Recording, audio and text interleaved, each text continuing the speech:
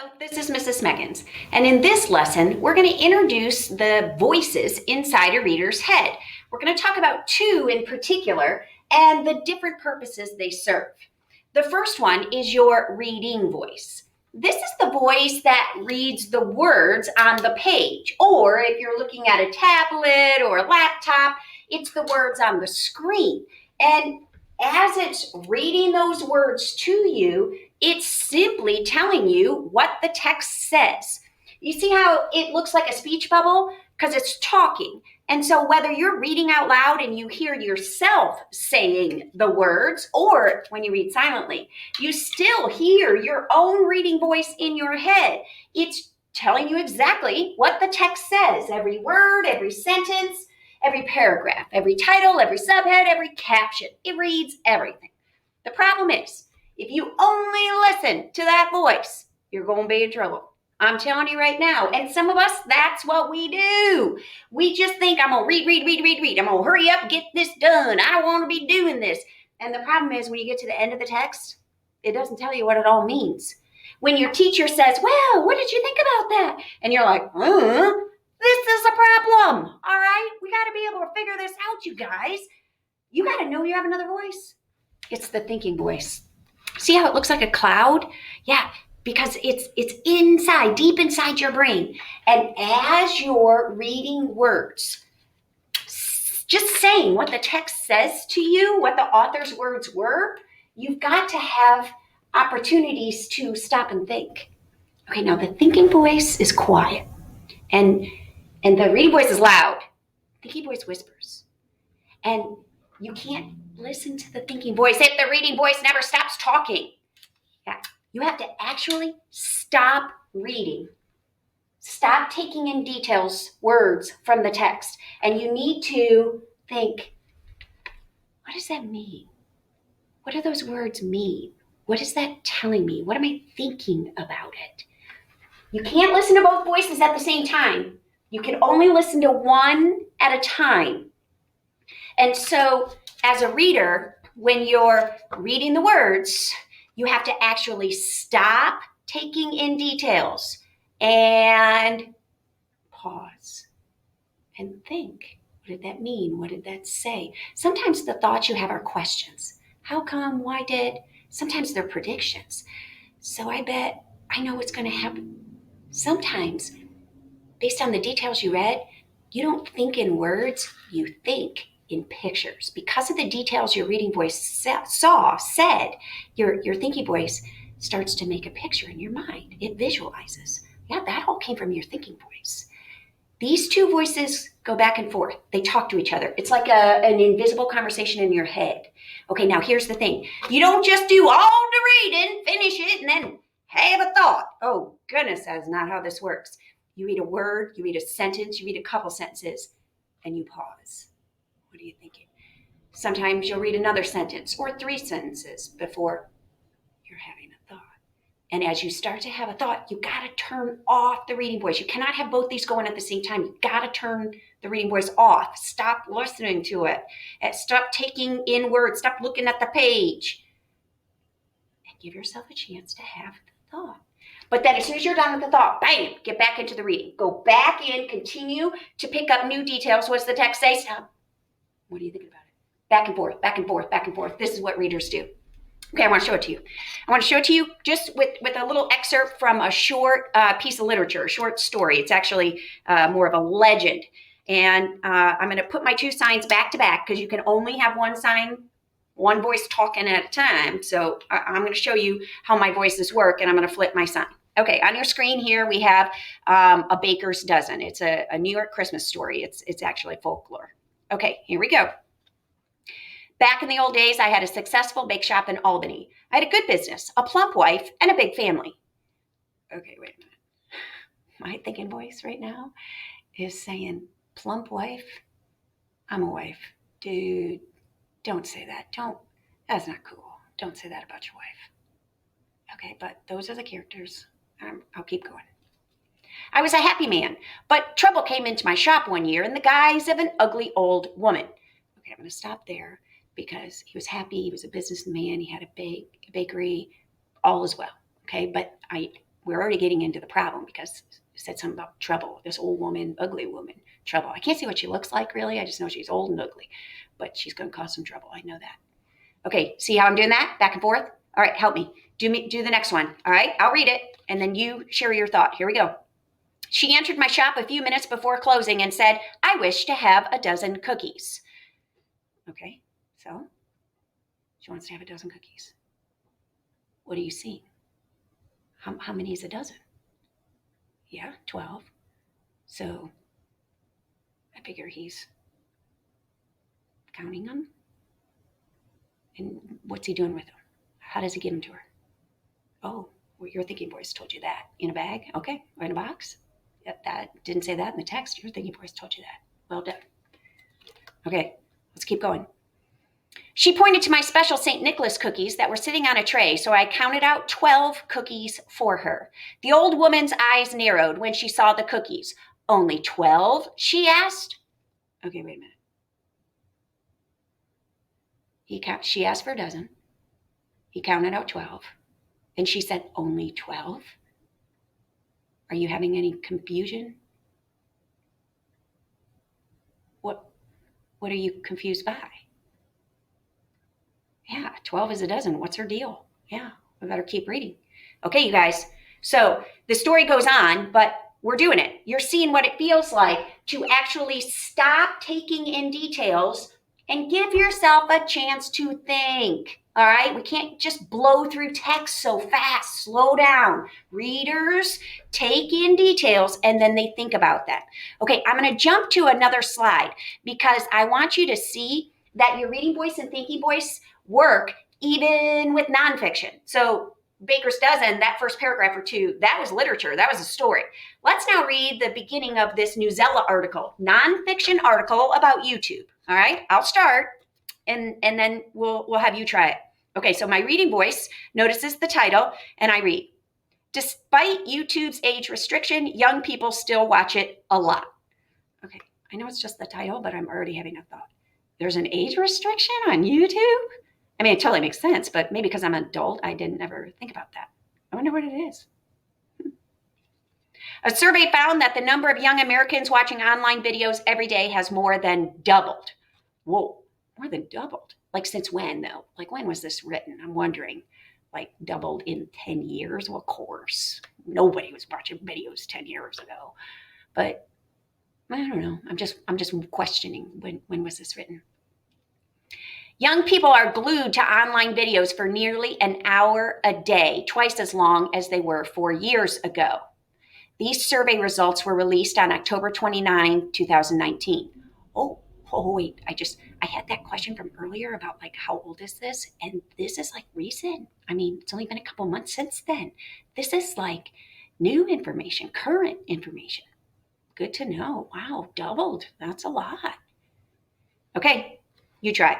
Here we go. Next paragraph. I'll read it. Here we go. In addition, young people are watching the videos on websites such as YouTube, which is supposed to be off limits to children younger than 13 years old.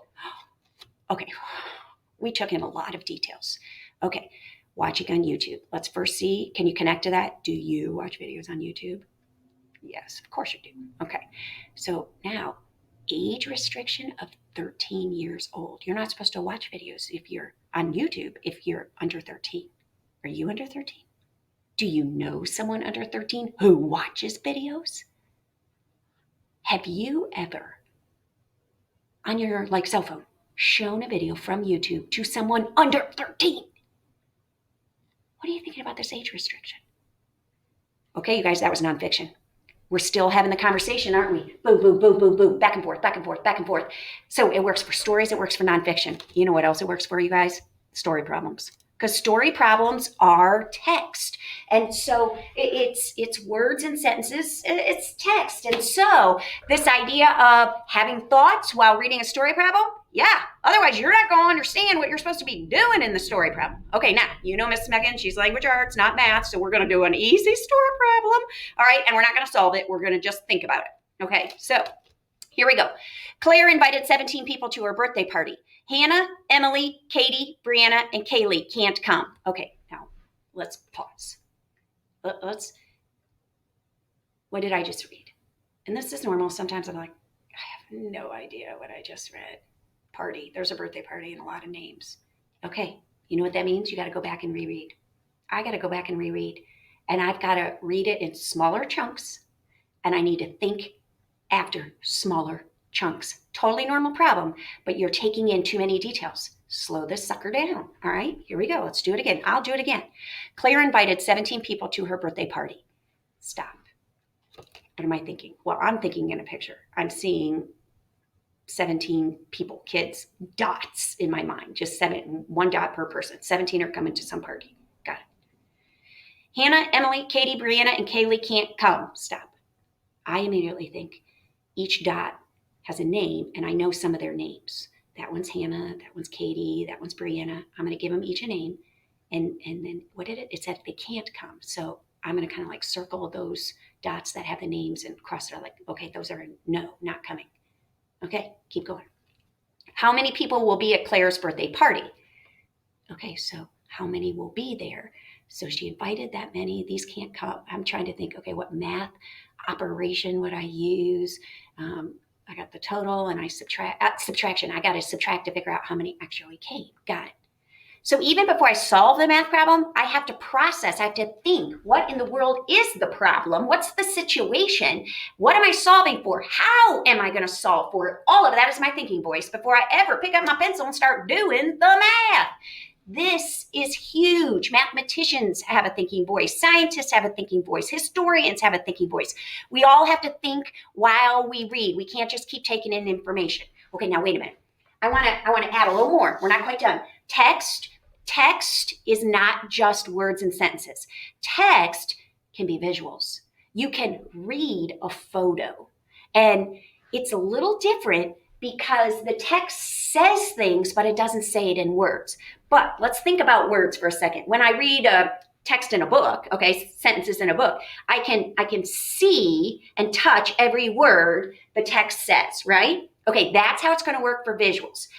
When you're looking at the visual, if you can see and touch certain things, whatever you can touch, that's a detail.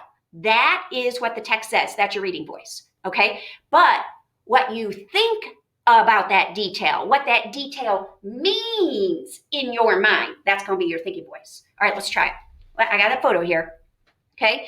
And so we have this girl, all right? I see a girl, all right? I see green blobs in the background, blurry green blobs. I see a ponytail, I see a ribbon, I see a flying hair, okay? I see a red shirt, I see black pants, I see the number 21. I see a baseball mitt. Got it.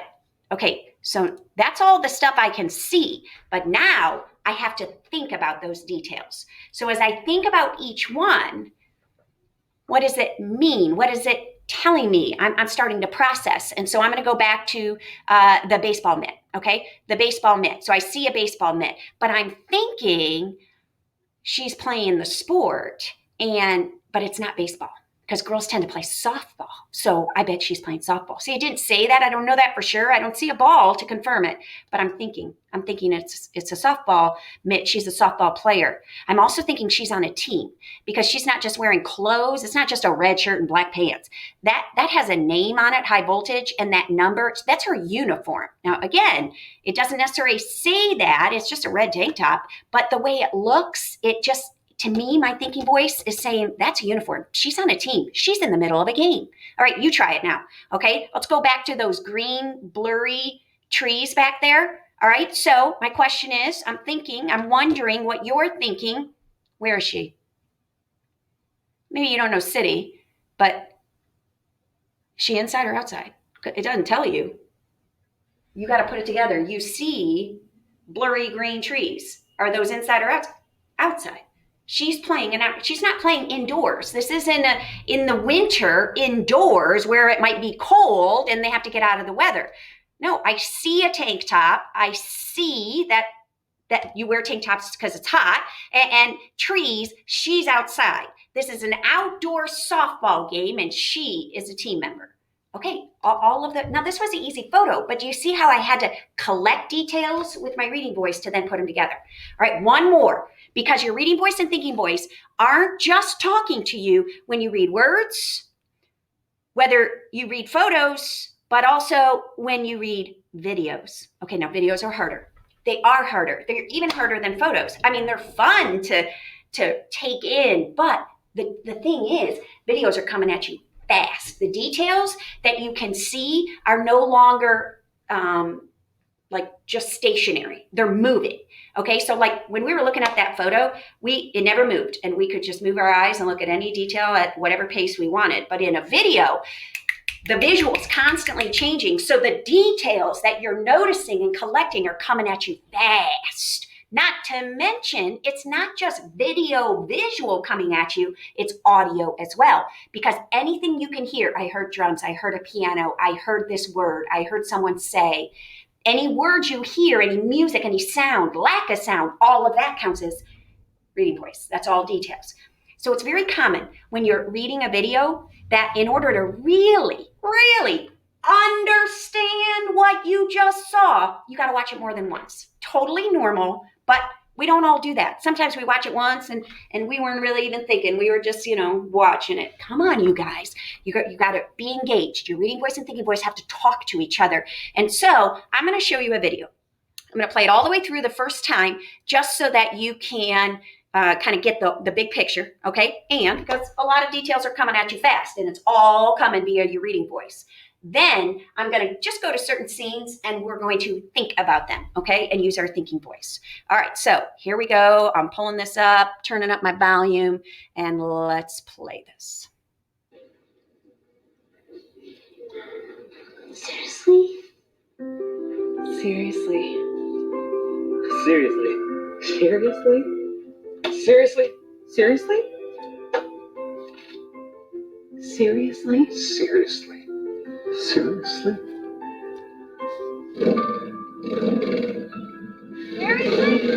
If you didn't plan for it, you're not planning. From here forward, Edelman Financial Engines. Okay, so you guys, we were looking at that and we took it all in. Everything you saw, everything you heard. Now, I know some of you are already having thoughts about what was going on in each scene. And that was your thinking voice. All right, let me do one, and then I want you to chime in on one. Okay, I'm going to go back to my screen, and I'm just going to start to look at individual details that I collect and then process and think about. Okay, so we'll use this first scene. Okay, so I see a couple. I see I guess I'm thinking they're a couple. I see a man and a woman. I see they're holding hands. I see a stuffed animal. I see kind of a smile-ish. Okay, now I'm going to advance it just a little bit. Then all of a sudden, I'm going to see this girl come around the corner holding the hand of somebody who's wearing a lanyard. This must be an official setting. Or so I'm thinking. It's an official setting. Okay, then I hear the little girl say, seriously. But we're going to listen to how she says it because I'm thinking she says it kind of like, seriously? Like hopeful. All right? Seriously? I was like, seriously? And now let's listen to how the woman says it. Seriously? See, she said seriously, but I'm thinking it was like, seriously, like she agrees. Like, and so in my head, I put those clues together and I'm thinking, okay, so I don't know this, but I'm predicting like she's being adopted and that's like her new mom. And she's like, seriously? And mom's like, seriously. And so that, now I don't know that. The text didn't say that. There's no closed caption or crawler telling me that. I just know what I saw and I'm telling you what I think about it. I may not be right, but I'm having thoughts. All right, let's jump to, near the end. How about that motorcycle one? Okay, so here we go. Let's just take note of what you see, okay? So here you see a woman. You see her holding a flower pot. You see her face, all right? You see no smile. If you're already thinking how she feels, that's thinking voice. But I see no smile. Based on her look, what are you thinking she is feeling like? Okay, definitely not happy. Okay, now watch her eyes. her eyes now aren't looking at the person. See the person in the front right, big blob shadow? Okay, she's not looking at that person. She's looking down at something. What are you thinking? Yeah, she's kind of shocked by whatever it is she's looking at. Yeah, I agree. Okay, now. Oh, we see a motorcycle. We see a man. Then we go back to the woman and which she's pointing. I see her pointing, but what are you thinking? Look at her face. You're thinking she's upset? Okay, possibly. All right, now let's add a little sound to this and see if there are any other details that support it. Seriously? Totally frustrated, right? Yeah, you guys, what we're learning in this lesson is that readers have two voices, and these two voices have to talk to each other. We have to stop, slow down reading, and just turn off the reading voice regularly so that we can think about what we just read. Otherwise, it's never going to make any sense. It's not. Okay, so if you were in Mrs. Smecken's class right now, here's what we would do.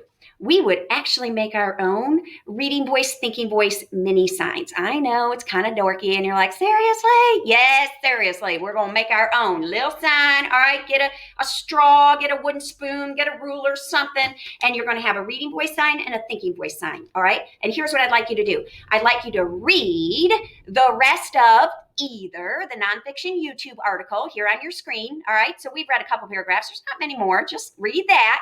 And or you can go back to the story we started with, The Baker's Dozen. Okay. And you can use that one, either one. But what I want you to do is I want you to read, holding your sign like I have been doing. I want you to read the text and just a little bit of it and then have a thought. And then go back to the text. Pick up where you left off. And if you find yourself reading too much and not having a thought and you're like, whew, back up, read less, read a chunk and have a thought.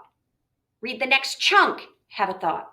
I want you to really be conscious of how many thoughts you're having while you read this. If you were in Mrs. Smecken's class, that's what we would do next. But your teacher might have a better idea.